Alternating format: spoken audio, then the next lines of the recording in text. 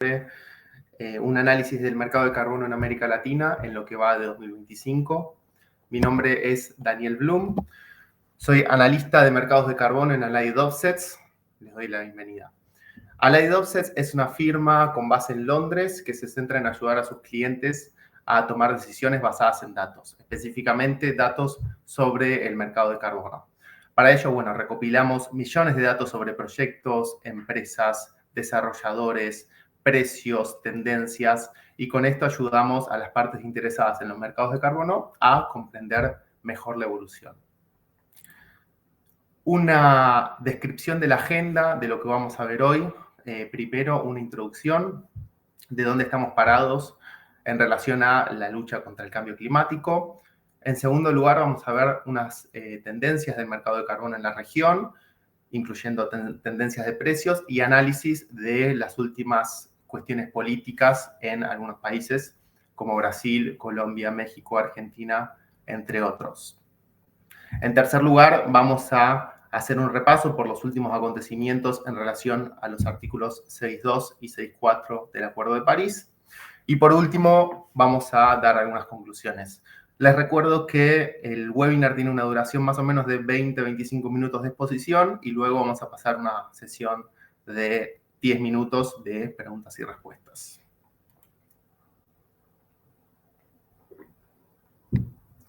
Bueno, como les decía, ¿dónde estamos en relación a la lucha contra el cambio climático, que es el objetivo principal de los mercados de carbono? Es básicamente contribuir a que los países y las empresas puedan descarbonizarse de forma más rápida. Y la realidad muestra que las NDCs actuales, si se cumplen las trayectorias de emisiones de los países, nos llevarían un calentamiento de 2,6 grados para 2100, lo cual está muy por encima del 1,5 que nos pactamos como humanidad en el Acuerdo de París. Entonces, este gráfico muestra esas proyecciones y lamentablemente no están alineadas con lo que requiere el planeta. Es por eso que siempre es importante tomar dimensión de para qué fueron hechos los mercados de carbono y cómo pueden contribuir a una verdadera y rápida descarbonización de nuestras economías. Y esto también es importante mencionarlo, no es solo carbono. Siempre que hablamos de cambio climático no estamos hablando solamente de carbono, estamos hablando de todos los límites planetarios. Y como vemos en este gráfico de Rockstrom y Richardson y otros autores, estamos traspasando otras fronteras, otros límites planetarios, aparte del de cambio climático, y se van incrementando con el tiempo. Ahora sí pasamos a la parte específica de mercados de carbono, que es el core de Allied Offsets, y como un breve sobrevuelo de lo que son los mercados de carbono en Latinoamérica, que es el foco de esta exposición. En Latinoamérica actualmente hay 3.838 proyectos desarrollados por 1.200 desarrolladores. Alrededor de 7.200 empresas o entidades compraron créditos de carbono a un precio promedio de casi $4. En cuanto al perfil del mercado de carbono en Latinoamérica, vemos que está orientado mayormente a proyectos de energías renovables y soluciones basadas en la naturaleza.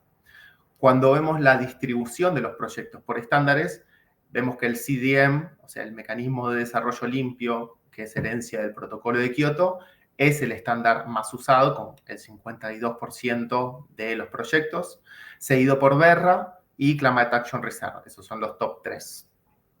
En cuanto a los proyectos por sector, el sector de energías renovables lidera con un 35% de los proyectos, seguido por el sector forestación y uso de la tierra.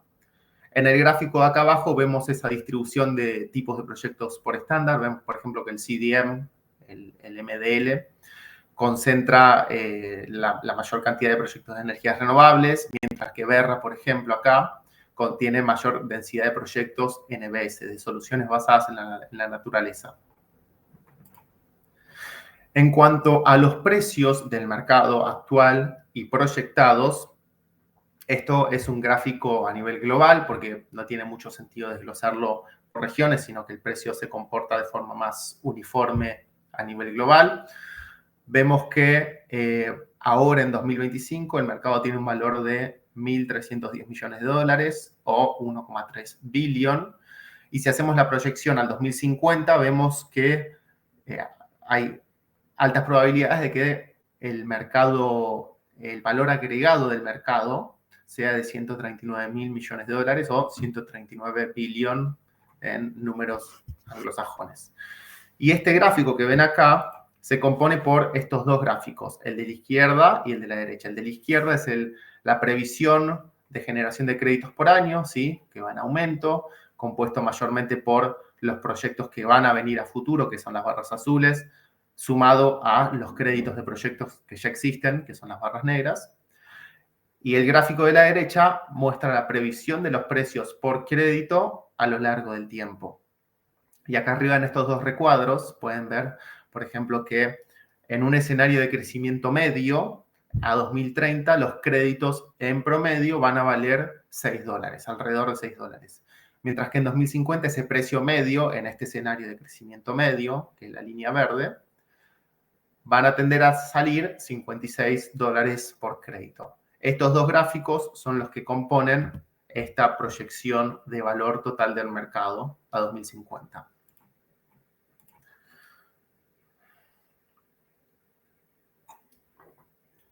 En cuanto a la previsión de precios por tipo de proyecto, porque los gráficos anteriores muestran al mercado como un todo, pero si desglosamos los precios por tipo de proyecto, vemos que a futuro los precios van a tender a favorecer a los proyectos tecnológicos o DAC, del inglés de Direct Air Capture, que son proyectos de secuestro de carbono por vías tecnológicas, seguidos por el biochar, los proyectos ARR o IFM con $84 por crédito. Luego tenemos los proyectos basados en agricultura, por ejemplo, de carbono en suelo con $63, los proyectos RED alrededor de $50 y obviamente los proyectos de energías renovables son siempre los más baratos por una cuestión de adicionalidad.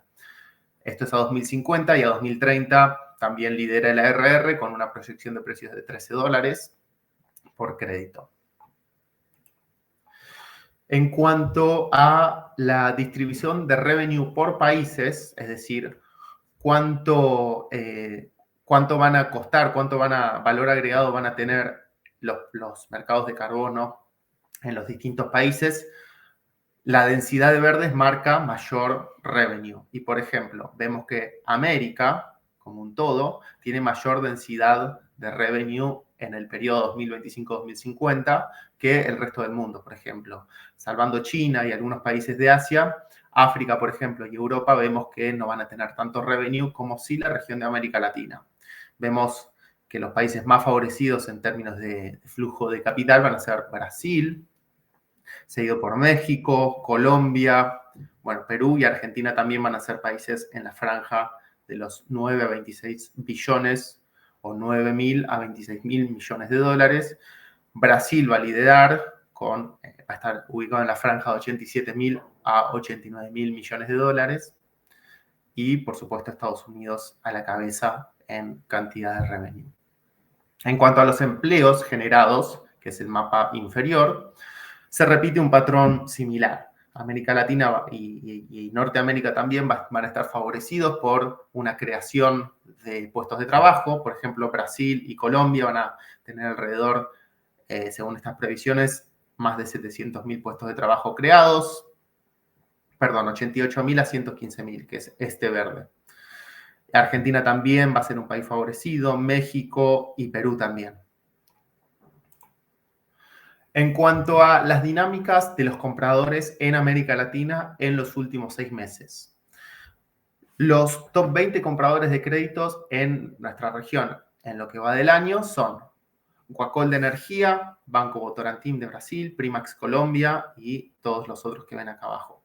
En total, estos top 20 compradores suman 11 megatoneladas que fueron compensadas este año con créditos de vintage promedio de 2014.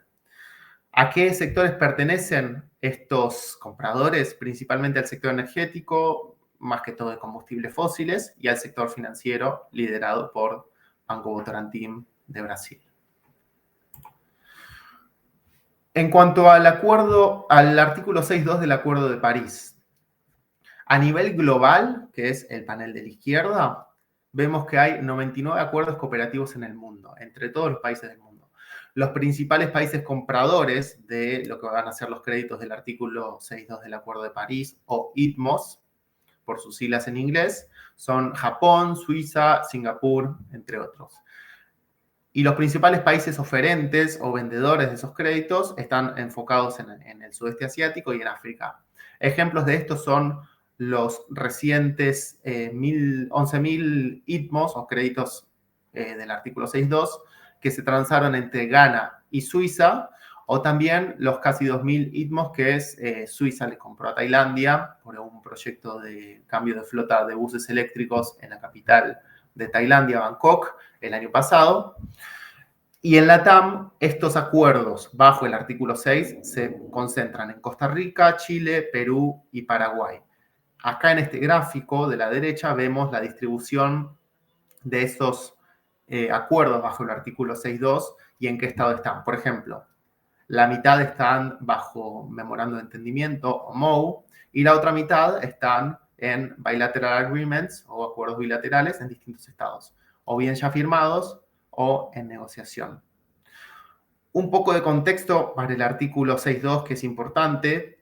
La Unión Europea recientemente en su esquema de mitigación del cambio climático al año 2040, en su compromiso de mitigación de emisiones, permitió el uso de créditos internacionales para cumplir su meta 2040 de hasta un 3% con base en sus emisiones, en las emisiones del bloque del año 1990. Esto más o menos equivale a unos 850 millones de créditos aprobados por el artículo 6 para el año 2040. Esto es importante porque nos da una previsión del volumen de créditos que van a ser transados, por lo menos desde la Unión Europea, que van a ser comprados. Y en esta diapositiva vemos los 16 acuerdos bilaterales que les mencioné antes entre países de Latinoamérica y otros países del mundo. Por ejemplo, vemos que Costa Rica tiene 2 acuerdos bilaterales o firmados o en proceso, uno con Japón, uno con Singapur. Chile también, uno con Japón, uno con Singapur y uno con Suiza. República Dominicana, Paraguay también tienen acuerdos bilaterales con estos países. Pasando a lo que es el artículo 6.4 del Acuerdo de París, que es, cuando hablamos del artículo 6.4, estamos hablando de la transición del CDM, o sea, el Mecanismo de Desarrollo Limpio, el MDL, del Protocolo de Kioto, al actual acuerdo crediticio bajo el Acuerdo de París, el PACM, para los amigos, el Paris Agreement Crediting Mechanism. La puesta en marcha de este acuerdo del PACM en la COP29 en Azerbaiyán supone la aprobación de nuevos estándares y metodologías para acoger a esos proyectos y crear proyectos nuevos. Del CDM, que vienen del protocolo de Kioto, 1.505 proyectos pidieron transicionar al nuevo esquema del artículo 6.4 hasta ahora. Estos proyectos y los restantes tienen hasta el 31 de diciembre de este año para presentar una solicitud de transición al nuevo artículo 6.4. Ya hay un proyecto aprobado, que es un proyecto de energías renovables en Corea, y se esperan las primeras emisiones de créditos para el tercer trimestre de este año. Y en el panel de la derecha simplemente es una muestra de cómo se ve la transición de estos proyectos, los que pidieron transicionar, en nuestro dashboard que muestra diversas informaciones como ubicación, tipo de proyecto, volumen de créditos, precios y otra información muy interesante que mostramos en nuestro dashboard. En cuanto al análisis de acontecimientos de política climática y de mercados de carbono en los países de América Latina, empezamos con Brasil, no por casualidad, sino porque es el país, por un lado, hospedador de la próxima COP30 en Belén, y eso hace que Brasil esté tomando pasos bastante sólidos en dirección al mercado de carbono. Por ejemplo, creó recientemente, en diciembre del año pasado, su sistema de comercio de emisiones, un ETS, que establece un cap and trade que es complementario al gran mercado de carbono voluntario que ya tiene Brasil. Muy interesante este esquema de comercio de emisiones porque tasa a los sujetos obligados que emitan más de 100.000 toneladas, similar a un cap and trade como ocurre ya en la Unión Europea.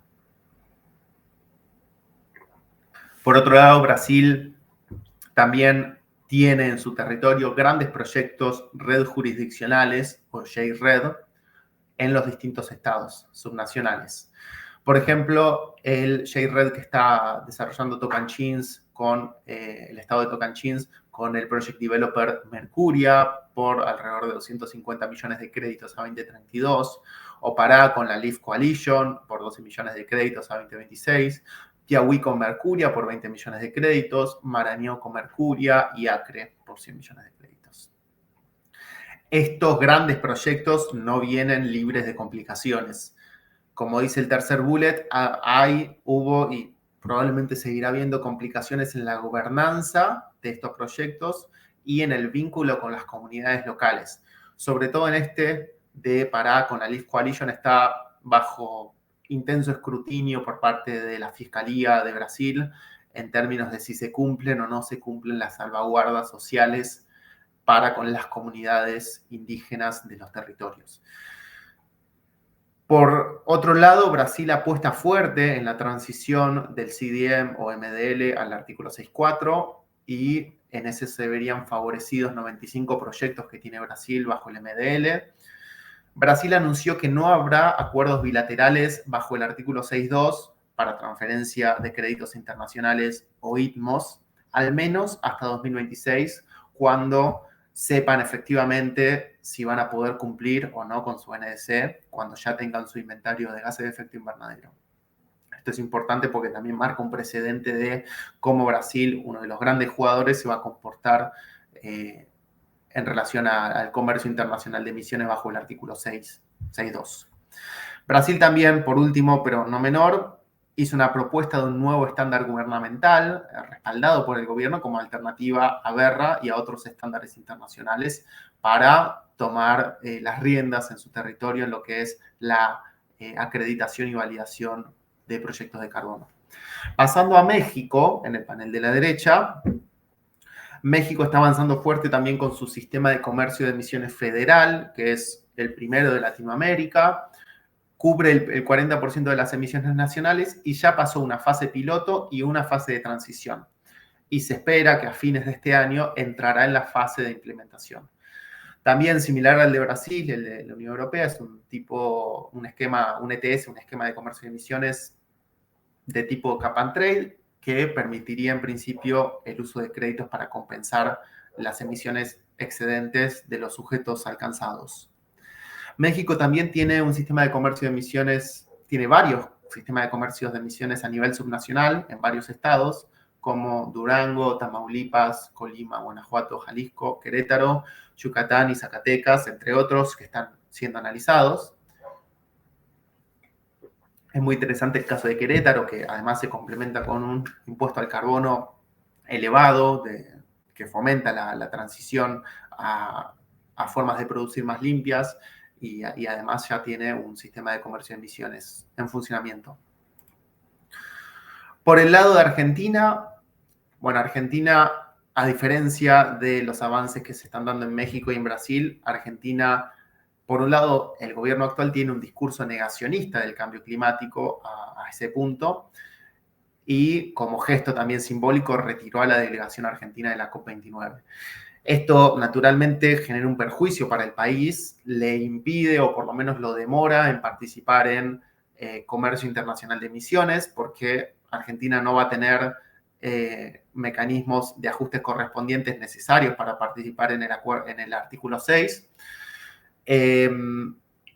Por otro lado, Argentina sí posee un impuesto al carbono, que ya tiene unos 7, 8 años, que cubre el 40% de las emisiones, pero está fuertemente devaluado.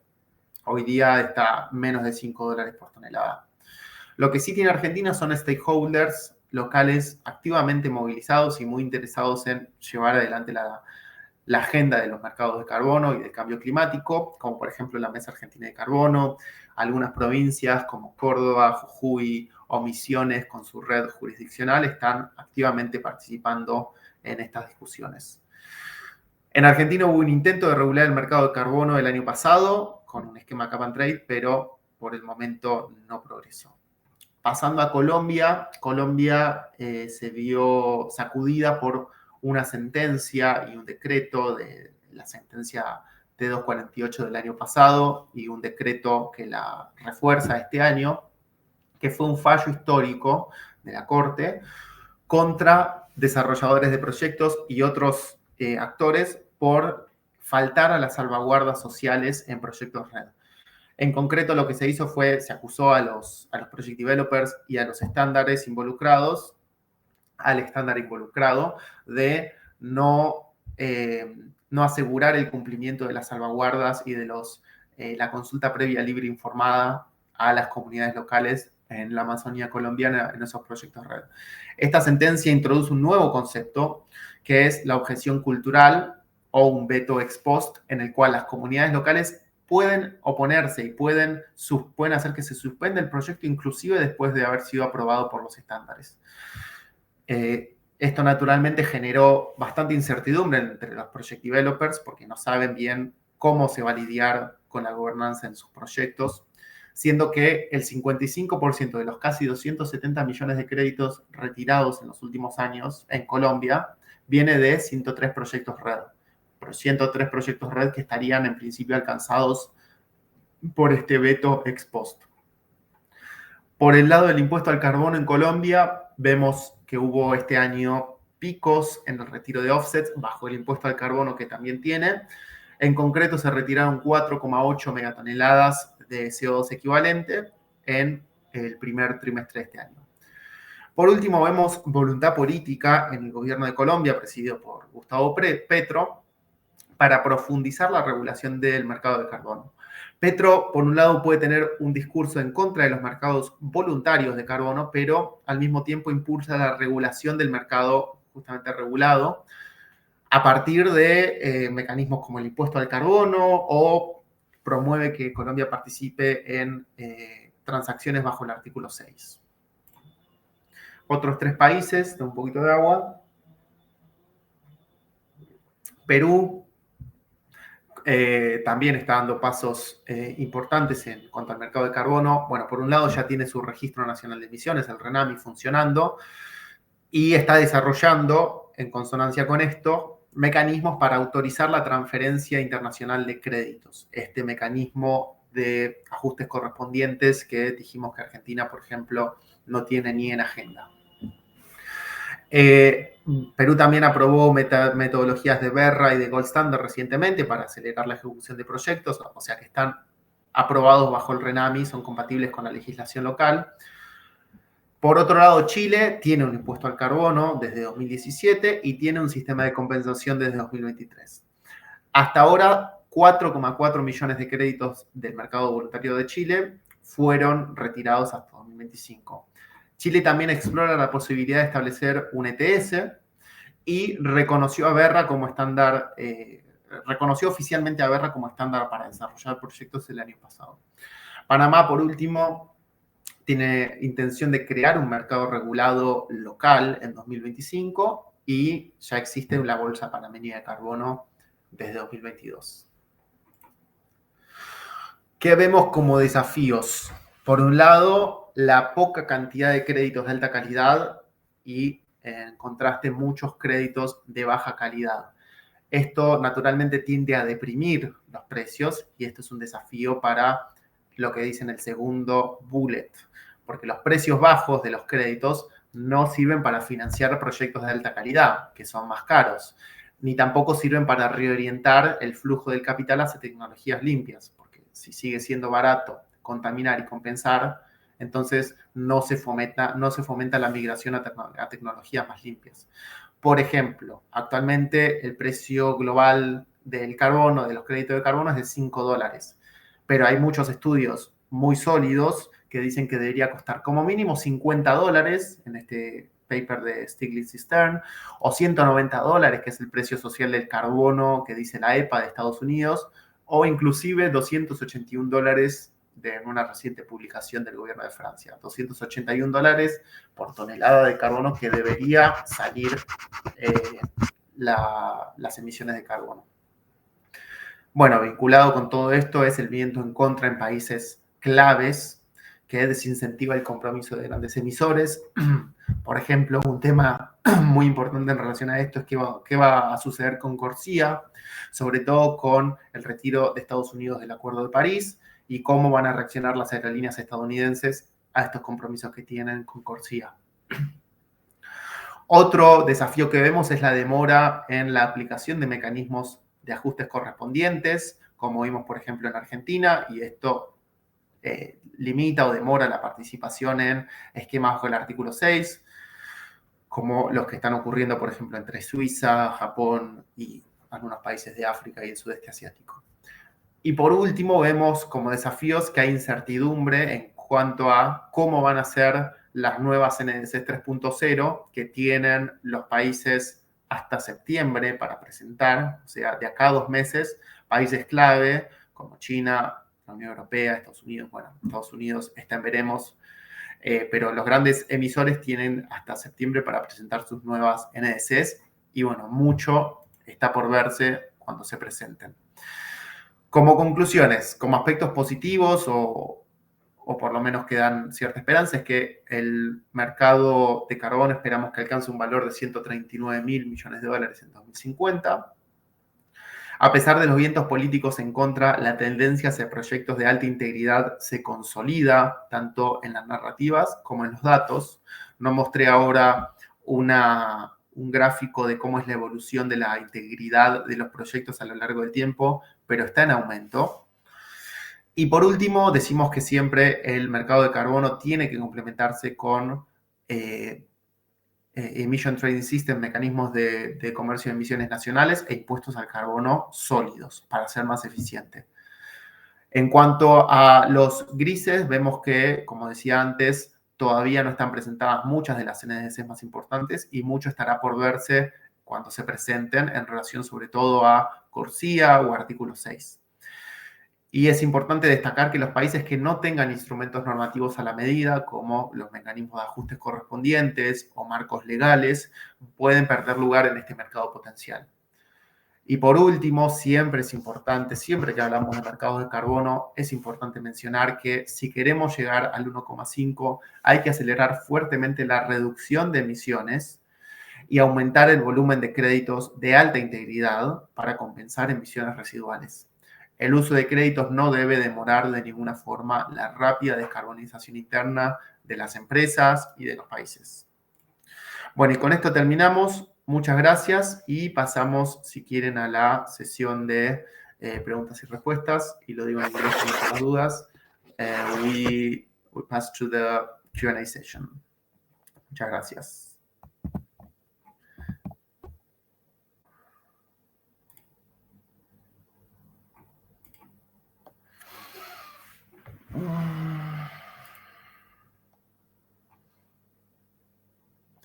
Bueno, a ver, voy a entrar a LinkedIn a ver si hay preguntas para responder. Sean bienvenidos y si no, por supuesto,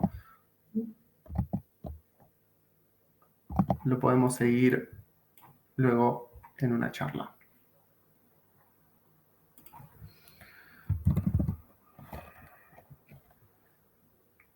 A ver.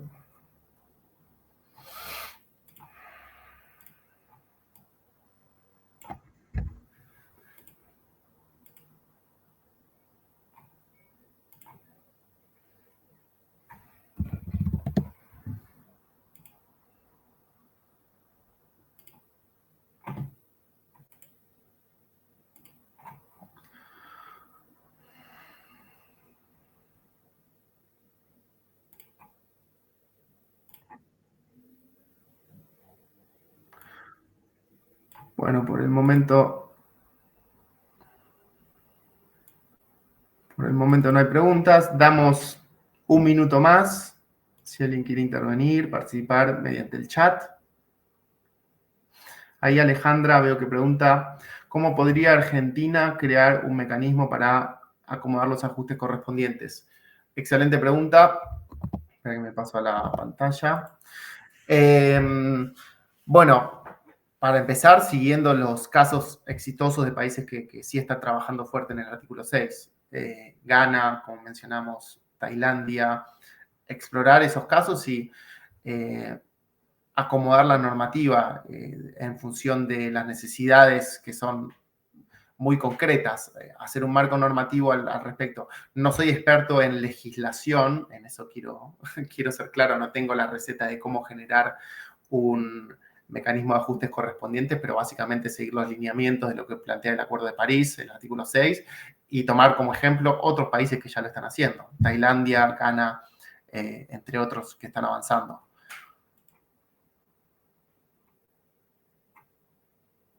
A ver, acá estoy viendo bastante participación ahora.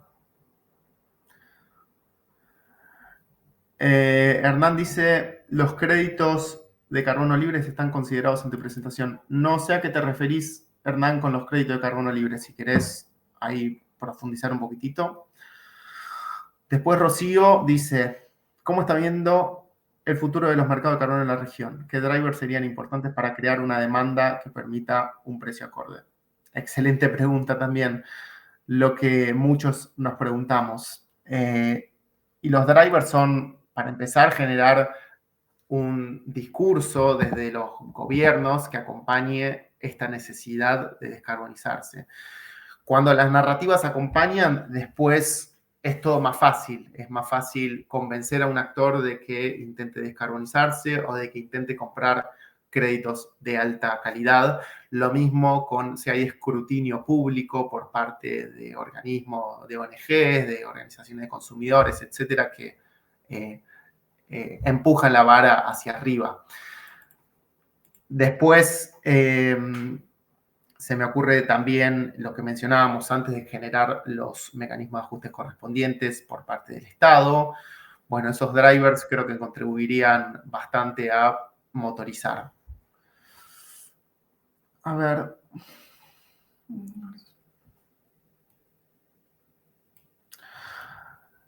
Hernán, acá me estás explicando lo de los créditos libres. La tokenización de créditos con tecnología Web3. Bueno, a ver, no soy experto en la temática, pero entiendo que la tokenización lo que hace es hacer un sistema de trazabilidad similar a lo que hacen los estándares tradicionales. Entonces, mientras cumpla con los criterios y los requisitos que tiene que tener un estándar, o lo que tiene que tener un crédito para ser adicional, trazable, permanente, etcétera, etcétera, etcétera, está todo bien. El tema es, bueno, que sea todo eso y que cumplan todos esos requisitos y que simplemente no los aceptemos porque son tokenizables o porque tienen algún background de tecnología que no sabemos, que a veces no terminamos de entender. Pero mientras se cumplan los requisitos, bienvenido sea.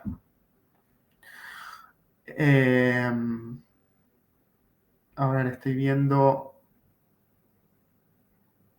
el resto del chat.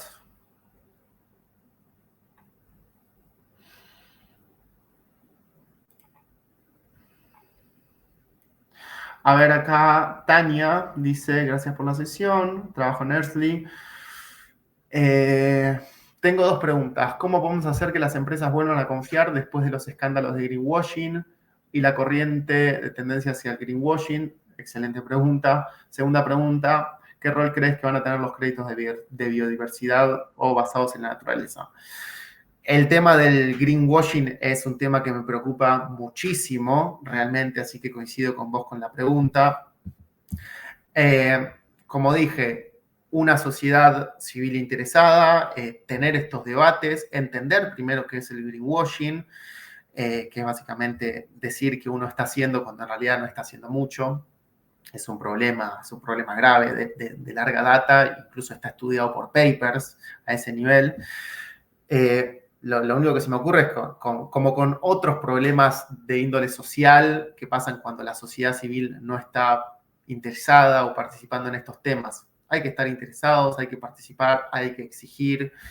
Me parece que son todos los instrumentos que tenemos dentro del marco democrático para incidir en esas cosas que se hagan bien.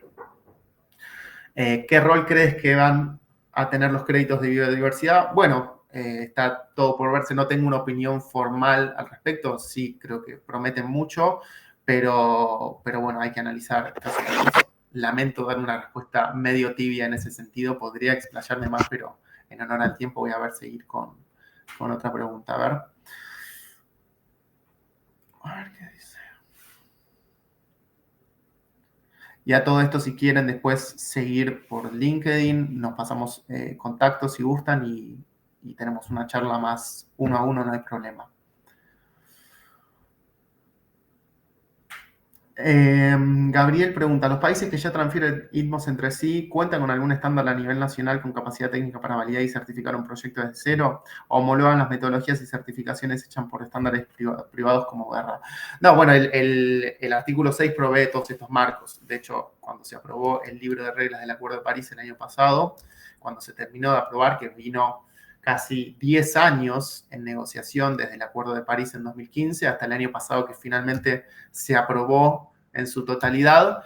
El libro de reglas del artículo 6 provee todas estas cuestiones que estás mencionando de reglas de validar, certificar, verificar, etc. E igual el vínculo entre mercado voluntario y mercado regulado se está haciendo cada vez más fino, entonces ya hay cada vez más interacción entre estándares privados como Verra y mecanismos bajo el artículo 6, por ejemplo. A ver.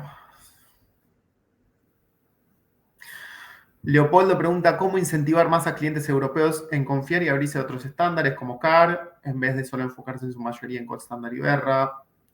¿Y qué rol e influencia tiene la IDOPSES en ese sentido? Bueno, rol e influencia de la IDOPSES es básicamente proveer información. Es una firma que provee información, no hace lobby, no se mete en discusiones políticas, simplemente provee información para que los actores después puedan decidir de la forma que más les conviene.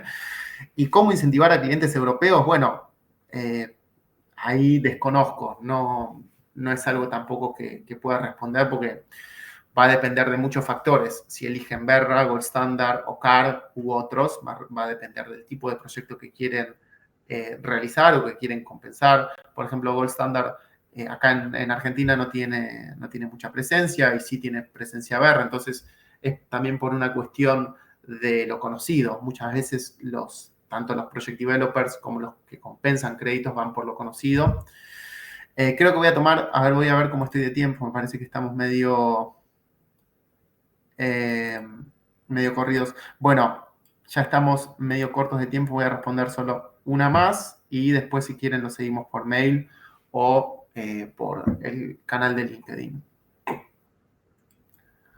A ver. Bueno, la última pregunta de Gabriel. Dice, actualmente en las NDC de los países se realizan ajustes cuando se comercializan créditos a través del mercado voluntario. Si no se lleva a cabo esa trazabilidad, ¿no se podría considerar greenwashing? No, actualmente los créditos del mercado voluntario no computan o sea, si se comercializan internacionalmente no se computan en las NDCs. O sea, computan en la NDC del país anfitrión del proyecto. Que de hecho este es un tema súper interesante que lo abordé en mi tesis de maestría que la defendí hace poquito. Por ejemplo, si Volkswagen de Alemania hace un proyecto de créditos o financia un proyecto de créditos o compra créditos de un proyecto en Argentina, por ejemplo. Esos créditos van a estar computando para la huella corporativa de Volkswagen, pero no necesariamente van a contar para la NDC de Alemania, que es el país casa matriz de Volkswagen. Porque Argentina no está cediendo la contabilidad de estos créditos. Esos créditos, si ocurren en suelo argentino, seguramente van a seguir contabilizando en la NDC argentina.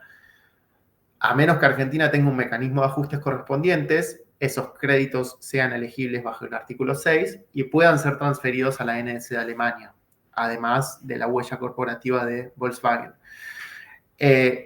Argentina, si no, o cualquier otro país, puse Argentina de ejemplo, si no participa en mecanismos del artículo 6, posiblemente sea menos interesante para inversores de otros países en realizar un proyecto en el país, porque no van a tener la seguridad de que esos créditos pueden ser exportados al país comprador. Bueno, y con eso creo que dejamos por acá. Muchísimas gracias a todos por participar, por las preguntas súper interesantes y me encantaría que las sigamos por mail o o por LinkedIn, o bueno, si nos volvemos a cruzar en algún evento. Bueno, muchísimas gracias desde Lady Docces. Les agradecemos mucho por participar. Quedamos a disposición y hasta la próxima. Thank you very much. We are closing this session.